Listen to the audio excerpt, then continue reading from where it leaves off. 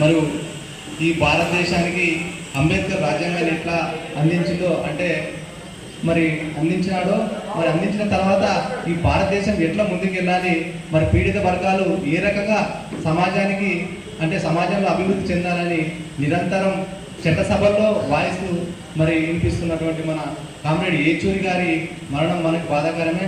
అయినా ఆయన ఒక ధృవతారలాగా ఈ భారతదేశంలో అంటే సప్పండ వర్గాల మనసులో కూడా ఆయన ముద్ర వేసుకున్నటువంటి గొప్ప నాయకుడు. ఎందుకంటే ఒక కామ్రేడ్కు దేశమంతా అన్ని పార్టీలు ఈవెన్ మతోన్మత పార్టీలు కూడా ఆయనని పొగడాల్సిందే.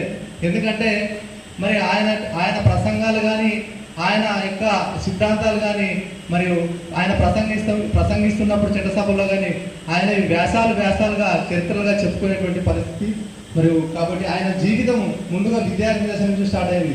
ఎస్ఎఫ్ఐ విద్యార్థి నాయకుల నుంచి స్టార్ట్ అయింది. మరి అన్న ముందుగా మాట్లాడినటువంటి వాళ్ళు చెప్పినట్టు ఆయన ఢిల్లీ యూనివర్సిటీలో చదువుకొని ఎంఏ ఎకనామిక్స్లో పట్టా పొందడం, మరియు ఆ రకంగా అంటే పిహెచ్డి చేసే దాంట్లో కూడా పిహెచ్డి చేస్తున్న సమయంలో కొంత అంటే ఎమర్జెన్సీ కాలంలో ఆ పిహెచ్డి కూడా అట్లే కంప్లీట్ చేయలేకపోయినాడు. మరి అప్పట్లోనే విద్యార్థి విభాగం ఎస్ఎఫ్ఐ నుంచి అధ్యక్షులుగా ఉండి జవహర్ లాల్ నెహ్రూ యూనివర్సిటీ ఢిల్లీలోని జేఎన్యూ యూనివర్సిటీలో విద్యార్థి పోరాటం ఉధృతం చేస్తూ ఆనాటి ఇందిరాగాంధీ ప్రధానమంత్రి అయినటువంటి ఇందిరాగాంధీ పిల్లలు ఎమర్జెన్సీ కాలంలో 1977లో ఎమర్జెన్సీ కాలంలో కూడా ఆమె ఇంకా ప్రధానమంత్రి పదవికి రాజీనామా చేయలేదు. అంటే ప్రధానమంత్రిగా లేదు. అయినప్పటికీ కూడా ఆమె జేఎన్యూ ఛాన్సలర్గా కొనసాగుతుంటే అప్పుడు ఒక యువ నాయకుడు ధృవతార అయినటువంటి ఏచూరి గారు అంటే ఒక 10,000 మంది విద్యార్థులతో ఆమె ఇంటికి వెళ్ళి ఆమె ముందరనే నిలబడి అంటే అప్పుడు ఇందిరాగాంధీ అంటే ఒక శక్తి దేశానికి, ఇందిరాగాంధీ అంటే ఇండియా అంటే ఇందిరాగాంధీ అనే ఒక నానుడి నడుస్తున్నటువంటి కాలంలో ఆమె ముందరనే నువ్వు ఆల్రెడీ ఎమర్జెన్సీలో నువ్వు పదవి కోల్పోయినావు, అయినా నువ్వు యూనివర్సిటీకి ఛాన్సలర్గా ఉండే అర్హత నీకు లేదు, నువ్వు తక్షణమే రాజీనామా చేయాలన్నటువంటి గొంతెత్తి నిరాధించినటువంటి నాయకుడు అంటే ఎవరంటే ఏచూరి సీతారాం గారు. మరి వారి యొక్క విధానాలు కానీ ఇవాళ ప్రపంచంలో గ్లోబలైజేషన్లో కానీ ప్రైవేటైజేషన్లో కానీ ఇవాళ సరళీకృత విధానాల్లో కానీ దేశం వెనుకబడిపోయింది. ఎందుకంటే ఈ మతోన్మాద శక్తులు ఇందాక ముందుకు మాట్లాడినట్టు ఈ మతోన్మాద శక్తులు ఇన్వాల్వ్మెంట్ అయ్యి ఇవాళ దేశాన్ని చిన్న భిన్నం చేస్తున్నది. ఇవాళ కార్మిక వర్గాలలో అసంతృప్తి ఉంది, ఇవాళ ప్రజల్లో అసంతృప్తి ఉంది, పీడిత వర్గాలకి అభివృద్ధి లేదు.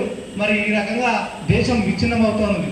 అదేవిధంగా ఆయన పార్లమెంట్లో ప్రసంగిస్తున్నప్పుడు ఒక మాట అన్నాడు, మనువాదం నుండి స్వాతంత్రం. నా నినాదం ఇదే, మనువాదం నుండి స్వాతంత్రం. మీరు ఏం చేస్తారో చేయండి, అరెస్ట్ చేస్తారో చేయండి అని పార్లమెంటులోనే గొంతెత్తినటువంటి యోధుడు అంటే ఏచూరి గారు.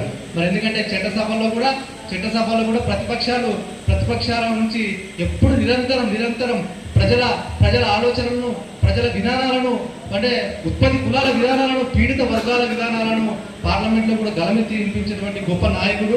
మరి ఇవాళ ఒక దిక్సూచి, నిజంగా కామ్రేడ్ అంటే ఇవాళ దేశానికి దిక్సూచి. ఎందుకంటే అందుకే ఈరోజు అన్ని పార్టీలు కూడా ఆ కామ్రేడ్కు సలాం చేయాల్సిందే, చేస్తే కూడా అది ఆయన గొప్పతనం.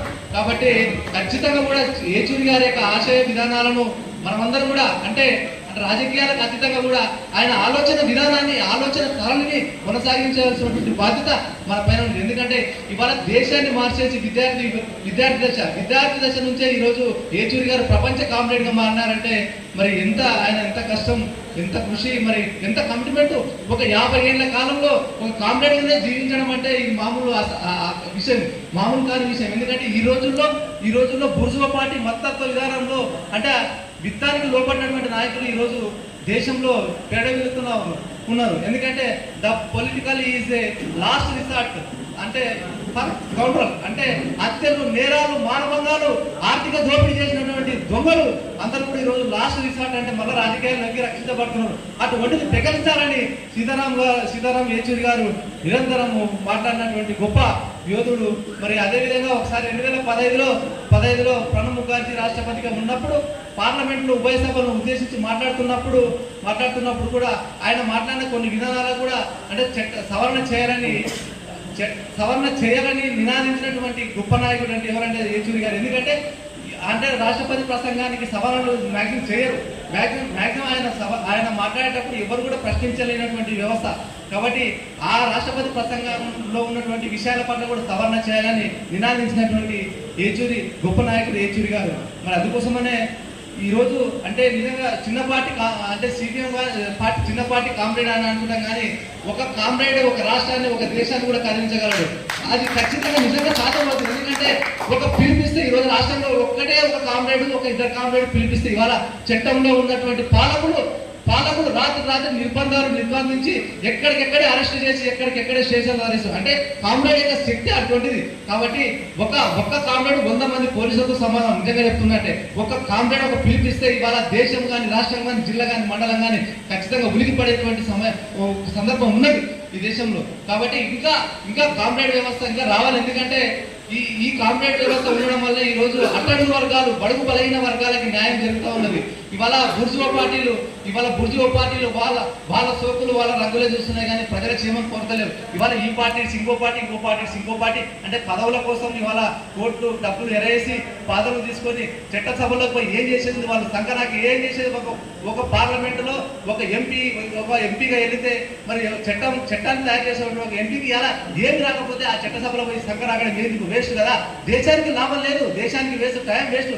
అందుకోసమనే విద్యార్థులు చదువుకున్న వాళ్ళు చట్టసభలోకి రావాల్సినటువంటి ఆవశ్యకత ఉంది. మరి దాన్ని కొనసాగిస్తున్నటువంటి పార్టీలు ఏమన్నా ఉంటాయంటే అవి కామ్రేడ్ సామ్రాజ్యమే. కామ్రేడ్లకే ఇది సాధ్యమవుతుంది. ఎందుకంటే కామ్రేడ్లో ఉన్నటువంటి క్రమశిక్షణ కానీ శక్తి కానీ ఆలోచన విధానం కానీ నిరంతరం పరిణమిస్తుంది. కాబట్టి మరి ఇప్పుడు పెద్దలు అన్నట్టు చాలా అంటే కోల్పోవడం బాధాకరం. ఎందుకంటే ఇంకా ఆయన ఉండింటే చట్టసభలో కూడా ఇంకా న్యాయం జరిగే దేశానికి. మరి అదేవిధంగా ఇవాళ ప్రపంచానికి రోల్ మోడల్గా ఉన్నారంటే సీతారాం యేచూరి గారు. మరి అందుకోసమనే వారి సంస్మరణ సభ సందర్భంగా నాకు ఈ అవకాశం ఇచ్చినటువంటి సిపిఎం పార్టీ వాళ్ళ